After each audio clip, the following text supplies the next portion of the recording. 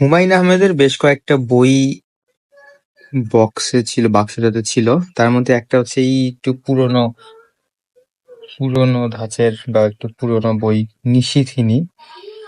এটা একটু সফটলি উল্টাইতে হবে। ব্যক্তিগত পাঠাগার,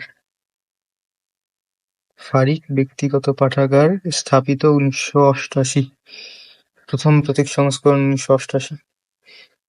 আম, পুরনো বই, অনেক আগে। এছাড়া রয়েছে হিমু, হুমায়ুন আহমেদের। এটা অত বেশি আগের বলে মনে হচ্ছে না, দেখা যাক। লেখা নেই।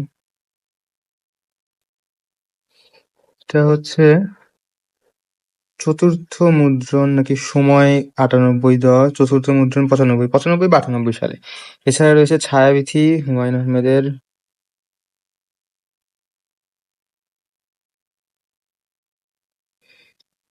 ঘড়ি টড়ি কিছুই পড়ি নাই এখনো। ষষ্ঠ মুদ্রণ ফেব্রুয়ারি বইমেলা 94। বাবা, 94 সালেই প্রথম থেকে ষষ্ঠ মুদ্রণ হয়ে গেছে। এবং কপিরাইট গুলকেতিন আহমেদের। ইন্টারেস্টিং। ছায়াবিথি আর হচ্ছে শ্রাবণ মেঘের দিন। শ্রাবণ মেঘের দিন, এইটা যদি দেখি, মূল্য 75 টাকা, 94 সাল। এবং কপিরাইট গুলকেতিন আহমেদ। তো এই 4টা বই মোটামুটি ওই পুরোনো বইয়ের যে বক্স, সেই বক্সের মধ্যে পেয়ে গিয়েছি। ছায়াবিথি, হুমায়ুন আহমেদ, শ্রাবণ মেঘের দিন, হিমু আর হচ্ছে নিশিথিনী।